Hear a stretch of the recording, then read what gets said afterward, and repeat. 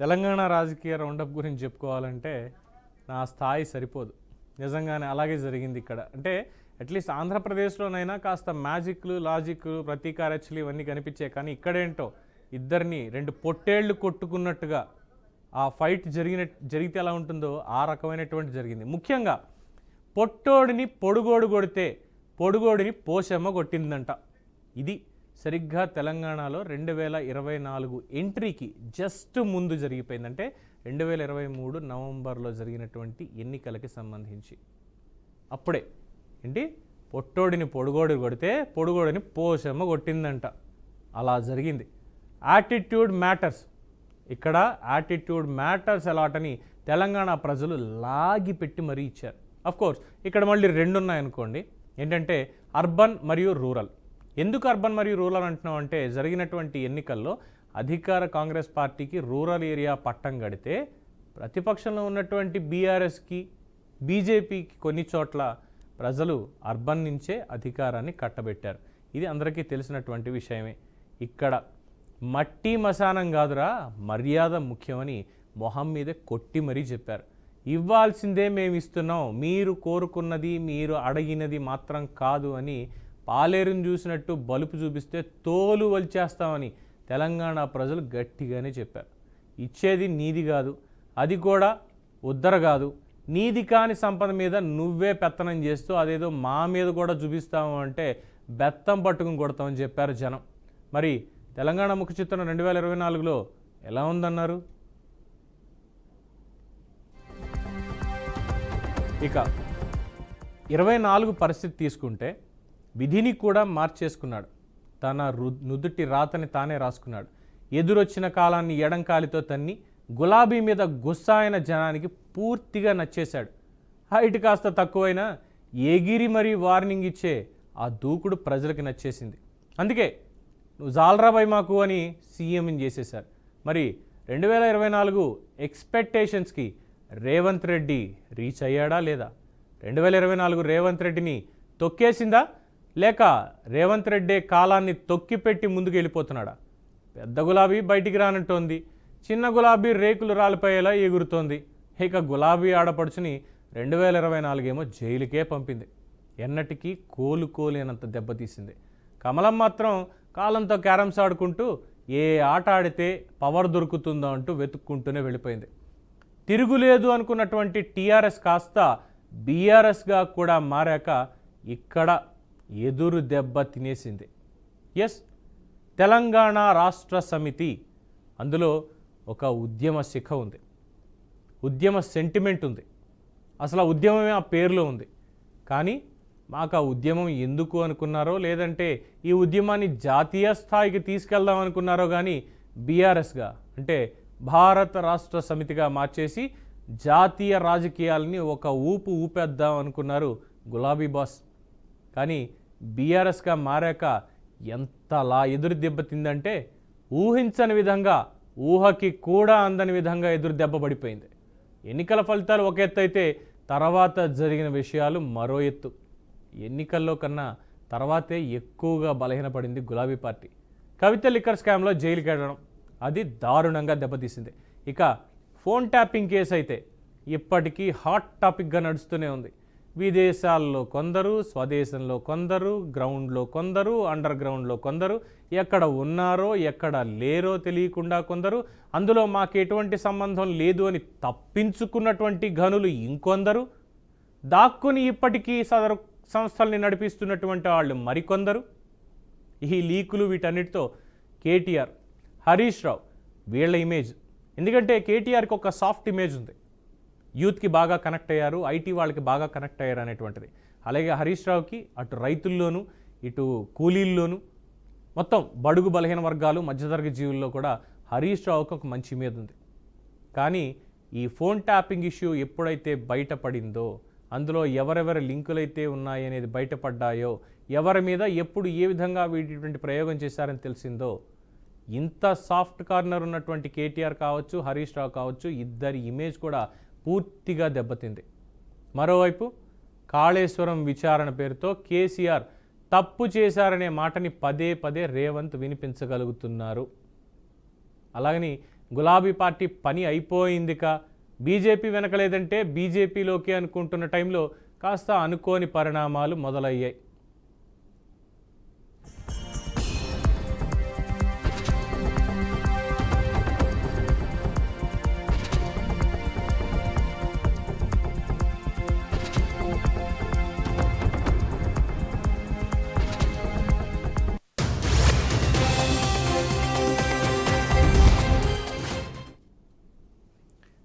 రైతుల్ని టార్గెట్ చేసి కాంగ్రెస్ ఇచ్చినటువంటి హామీలను అమలు చేయడంలో రేవంత్ రెడ్డికి చాలా పెద్ద టాస్క్ అయిపోయింది. ఇప్పుడు మేము రుణమాఫీ చేయలేము అని వాళ్ళు చెప్పలేరు. రుణమాఫీ మీరు చేయట్లేదు అని ప్రతిపక్షాలు గొంతెత్తి అరుస్తున్నాయి. లేదు, మేము ఇంతవరకు రుణమాఫీ చేశాము, మిగతాది కూడా చేయబోతున్నాము అంటూ వీళ్ళు చెప్పుకోవడం తప్పితే ఈ విమర్శల్ని ఆపేటువంటి ప్రయత్నాలు ఎక్కడ జరగడం లేదు. ఇక మీరు ఎప్పటికీ రుణమాఫీ చేయలేరు అని గులాబీ నేతలు ఫిక్స్ అయిపోయి సవాళ్లు విసురుతూ ఉంటే, మొన్నేమో ఆగస్టు 15 చేస్తామన్నారు, ఆ నెలలో కంప్లీట్ అన్నారు. ఇక్కడి వరకు వచ్చేసాం.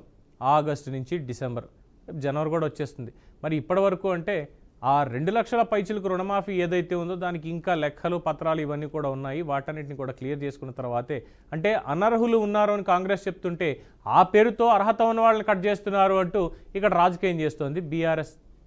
ఇద్దరు దాంట్లోనూ పాయింట్ ఉంది.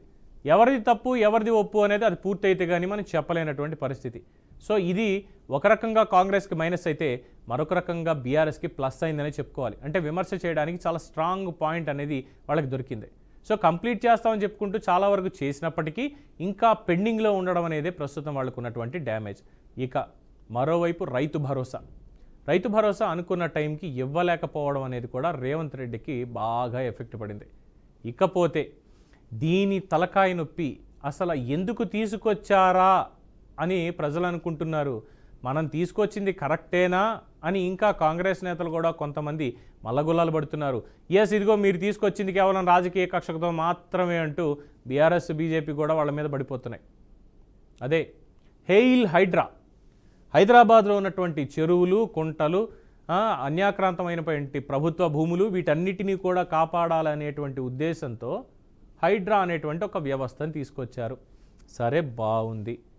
తీసుకొచ్చినటువంటి దానికి చట్టబద్ధత ఉందా? వచ్చిన వెంటనే దాన్ని పనిచేయించడం కుదురుతుందా? ఐపీఎస్ రంగనాథ్ గారిని పెట్టారు. ఆయనేమో ముక్కుసూటి మనిషి, మంచివాడు. సరే, ఇంకేముంది, తీసుకెళ్ళిపోతాడు ముందుకి, మొత్తం అక్రమార్కుల కొరడా చూపించేస్తాడు వాళ్ళ మీద, అక్రమంగా కట్టినవన్నీ కూడా కూల్చివేతలు అయిపోతాయి అని అనుకుంటే వెళ్ళడమే సినిమా వాళ్ళ మీదకి వెళ్ళారు. ముందుగా నాగార్జున కన్వెన్షన్ దగ్గరికి వెళ్ళి, అంటే దాని వెనకాల రాజకీయ వ్యవహారం అనేది గతంలో బీఆర్ఎస్ చేసింది, ఇప్పుడు కాంగ్రెస్ చేసింది అన్న వాదన వినిపిస్తోంది. బీఆర్ఎస్ వాళ్ళకి తలొగ్గితే నాగార్జున వదిలేశారు అని, మాకు తొలగలేదు కాబట్టి నాగార్జున మేము స్పేర్ చేయాల్సిన అవసరం లేదు అని ఇలా రెండు పార్టీల గురించి ప్రజలు మాట్లాడుకుంటున్నారు. బట్ వాస్తవానికైతే అది ఎఫ్టీఎల్ పరిధిలోనే ఉంది. వ్యవసాయ పరిధిలో అటువంటి కమర్షియల్ యాక్టివిటీ చేయకూడదు కాబట్టి దాన్ని కూల్చివేయడం జరిగింది. గతంలో కేసీఆర్ కూలుస్తానని పంపించాడు, మరి ఏం లాలూచి పడ్డాడో అక్కడ తెలియదు అని చెప్పి దాని మీద చెప్పారు. ఇలాగ ఇది మాత్రమే కాకుండా మూసీ సుందరీకరణ అనేటువంటి ఒక పాయింట్ని తీసుకొని దానికి సంబంధించి మూసీ చుట్టుపక్కల ఉండేటువంటి వాళ్ళని అక్కడ కూడా ఖాళీ చేయాలని చెప్తుంటే, కొన్ని చోట్ల బాబు కాస్త సమయం ఇస్తే మేమే వెళ్తామన్న చోట్ల కొంతమంది అధికారులు కాస్త దూకుడుగా ప్రవర్తించి బుల్డోజర్లని తీసుకెళ్లడం ఇదంతా కూడా చేసేసరికి ప్రజల్లో కాస్త వ్యతిరేకత, కాస్త గట్టిగానే వ్యతిరేకత మొదలవడం ప్రారంభమైంది. సో తర్వాత ఈ ఎఫ్టీఎల్ పరిధి అంటే ఏంటి, బఫర్ జోన్ అంటే ఏంటి, ఈ మొత్తం అన్నిటినీ కూడా హైడ్రా మొత్తం వెబ్సైట్లో పెట్టిస్తూ జీహెచ్ఎంసీ వెబ్సైట్లో ప్రజలందరినీ కూడా అప్రమత్తం చేస్తూ, ఇగో మీ దీంట్లో ఉంటే కూలడం ఖాయం అని చెప్తూ ఉంటే ప్రజల్లో కూడా కాస్త చైతన్యం పుట్టింది, తెలుసుకోవాలన్న తాపత్రయం పుట్టింది. సరే, ఇక రాజకీయం చేస్తూనే ఉంటారు. గతంలోనూ మూసీ సుందరీకరణ గురించి మాట్లాడారు, ఇప్పుడు మూసీ సుందరీకరణ గురించి మాట్లాడుతూనే ఉన్నారు. సో ప్రభుత్వాల పాలసీలు మంచివే, కానీ వాటిని అమలు చేసేటువంటి ఆ పరిపాలన ఏదైతే ఉందో, ఆచరణ మార్గం ఏదైతే ఉందో దాంట్లోనే పరస్పర విరుద్ధమైనటువంటి అభిప్రాయాలతో ఉన్నారు. మేం చేస్తే మంచి అనుకున్నాం ఆ రోజు, ఇప్పుడు వీళ్ళు చేస్తానంటే చెడు అంటున్నాం అని బీఆర్ఎస్ వాళ్ళ మీద, అప్పుడు దాని మీద విమర్శించారు కదా, మళ్ళీ ఇప్పుడు మీరు ఎందుకు తీసుకొస్తున్నారు అంటూ కాంగ్రెస్ మీద.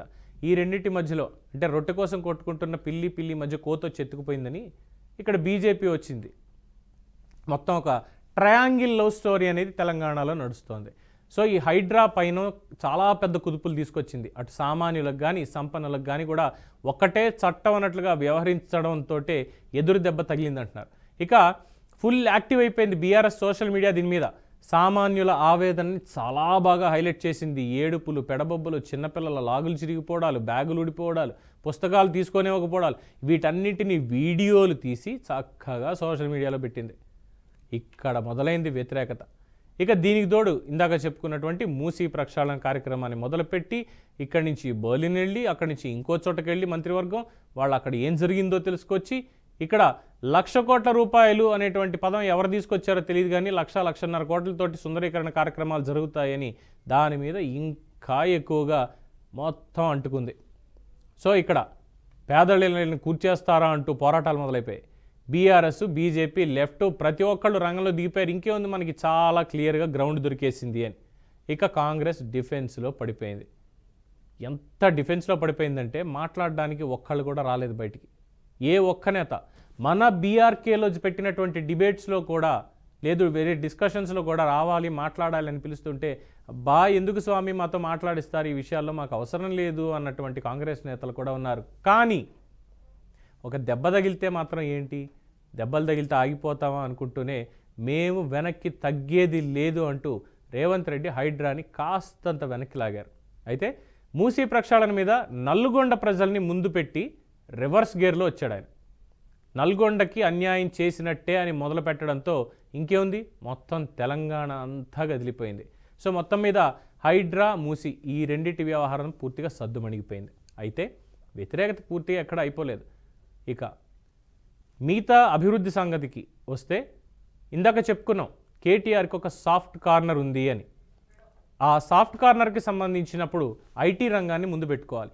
ఇటు ఐటీలో తెలంగాణ వెనకబడిపోయిందా అంటే కేటీఆర్ హయాంలో కంటే కూడా ఇంకా ముందుకు వెళుతోంది అని నిన్నటికి నిన్న కూడా సత్యానాదెళ్ల మైక్రోసాఫ్ట్ సీఈఓ ఆయన్ని కలిసి ఐటీ రంగంలో తెలంగాణ వెనకబడలేదు అని చెప్పకనే చెప్పారు రేవంత్ రెడ్డి.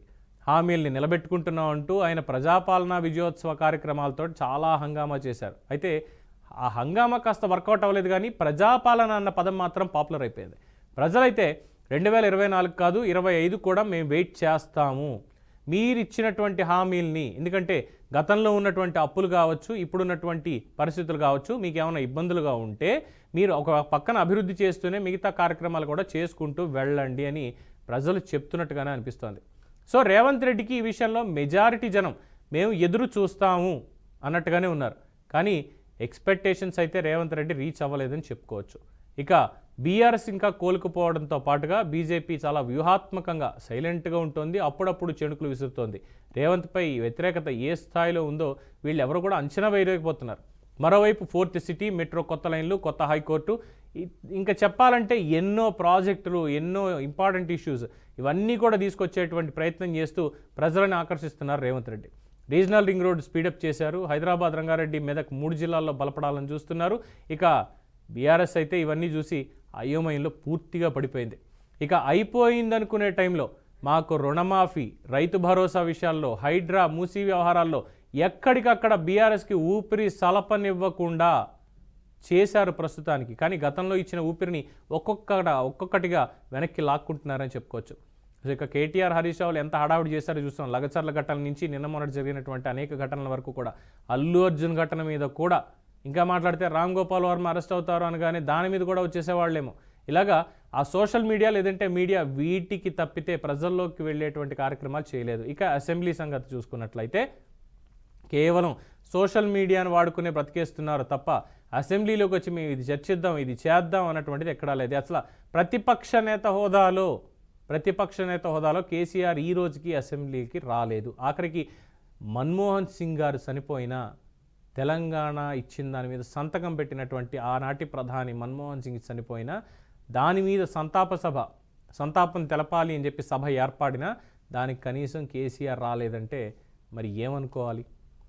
సోషల్ మీడియాను మాత్రం గట్టిగా వాడుకుంటున్నారు. ఇక బీఆర్ఎస్కి ఎదురు దెబ్బలు ఏంటంటే ఫోన్ ట్యాపింగ్ కేసు కావచ్చు, ఫార్ములా 1 కేసు కావచ్చు, లేదు అంటే కాళేశ్వరం కేసు కావచ్చు, లేదంటే జన్వాడ ఫామ్ హౌస్ కేసు కావచ్చు, డ్రగ్స్ కేసు కావచ్చు, ఇలా మొత్తం అన్ని చుట్టుకుంటూనే ఉన్నాయి. కేసులు నమోదయ్యాయి, విచారణ కొలిక్కులు వస్తున్నాయి. ఇక కేసీఆర్ మీద కూడా నమోదు చేయడానికి కేసులు గవర్నర్ సంతకం పెట్టేశారని తెలుస్తోంది.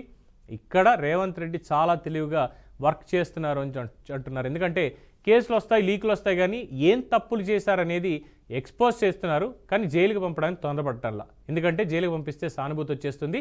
బయట చెప్తున్నటువంటిది ఏముంది, జైలుకి వెళ్తే సీఎం అయిపోతారు, ఇదేదో ఒక స్వామిలో చెప్పారులేండి, ఆ రకంగానే వీళ్ళు చేస్తున్నట్టుగా ఉంది. ఏదేమైనప్పటికీ రాజకీయంగా గులాబీ దళం మాత్రం చాలా వీక్ అయిపోయింది.